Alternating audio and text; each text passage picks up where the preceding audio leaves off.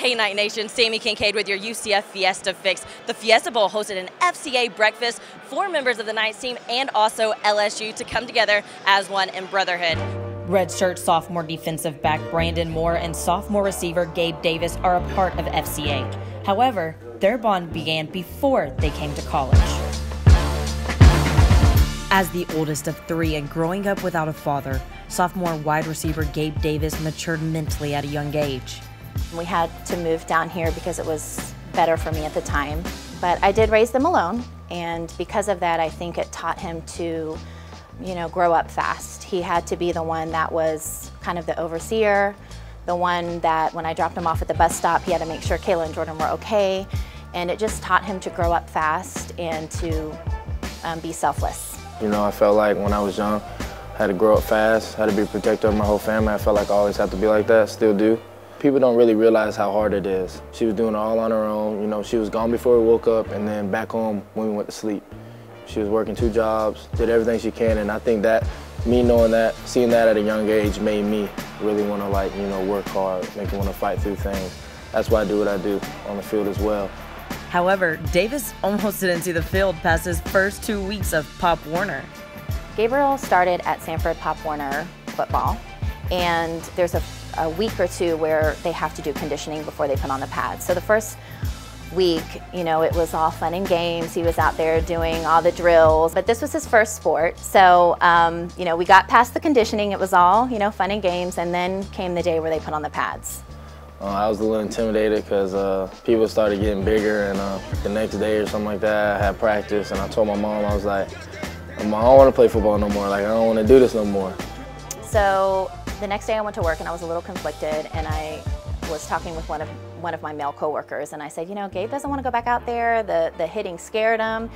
And that guy sat there and he looked at me in my eyes because it was just me in the home. So I was getting that male perspective, and he said, you're going to go home and you're going to tell your son that he begged to go out there and he's going to start what he finished. And if you let him quit this, he's going to quit for the rest of his life.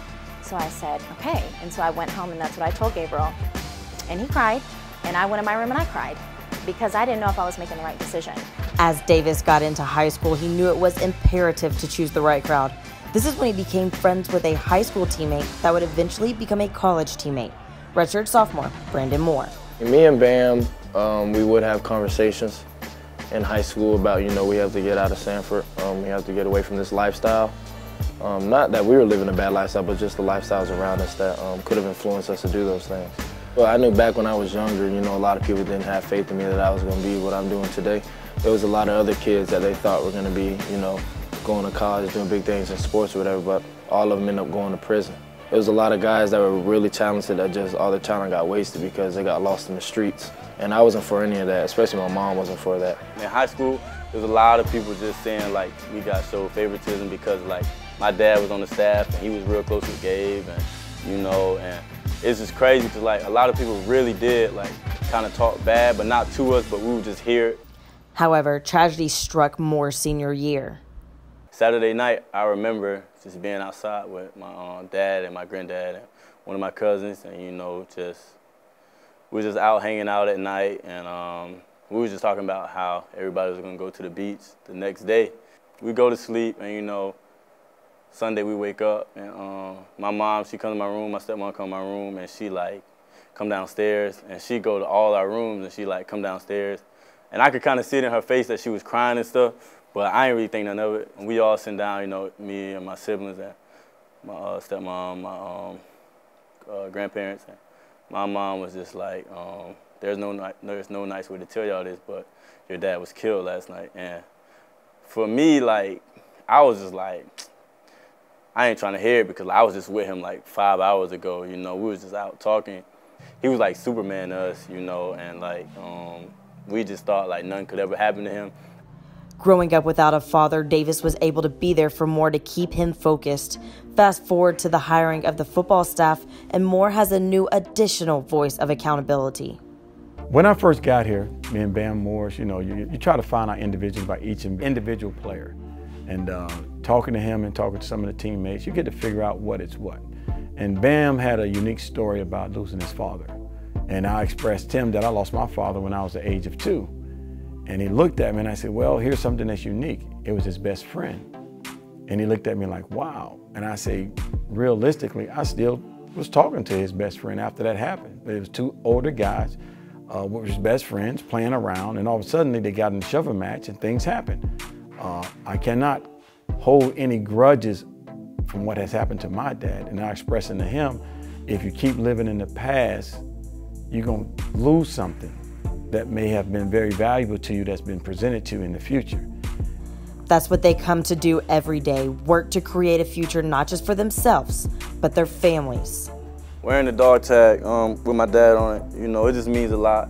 You know, it's just for me to remember him. One thing that my dad taught us was, you know, no matter what you do, always take your family with you. So I tell you know, Mom, thank you for sacrificing your whole life for me, my brother, and my sister. Nobody understands. Like, nobody understands what she put in front of herself for us. And like, that's why I get so emotional, because like, I love my mom to death. When it comes to talking about how I feel about her, you know, I get emotional because nobody was there for us, you know. And it was me, my brother, my sister, and my mom. And, you know, I love her to death. And I do everything I can out on that field for her because, you know, she was all I had. She was all I had. Nobody else. So when I come to talk about her, I get real emotional because I care about her so much. I want to be so happy, and I just want to work to where she'll never have to work again. So that's what I do. So that's why I say thank you, you know? That raw emotion has driven their brotherhood to a new level in college. I would say about a year ago, I used to hate when Gabe used to tell me stuff because I used to think he's just telling it just to like make me mad, but as this year went on, he really like saying it because he like, bruh, remember our goal, you know, and our goal isn't just to go to college and make plays. Like, we're really trying to provide for our family, you know, so every time we tell each other something, it's really coming from the heart. I feel like once we got to college, once we started to realize what was going on and how much of a chance it is for you to make it to that next level, to change your whole family's life, that's when we really started getting into conversations like, you know, we can't be, you know, doing these certain things like we want to. We can't be going home all the time and hanging out with the boys, you know, we can't be doing stuff like that. That's why I keep it 100% with him, keep it real with him, because we both came from the same place, we both got the same goal. Well, now it's time to, you know, it's easy to talk about it. It's easy to say you want to do this, do that, but now it's time to put it into action. The team took advantage of some downtime and hiked Camelback Mountain, building on that brotherhood that Gabe and Bam have shown. And as you can see behind me, the view is well worth it. Don't forget to check back later today as the team heads to Media Day later this morning and goes to a community outreach event with military members this afternoon. And tonight, we're headed to the Phoenix Zoo for Zoo Lights. I'm Sammy Kincaid with your UCF Fiesta Fix.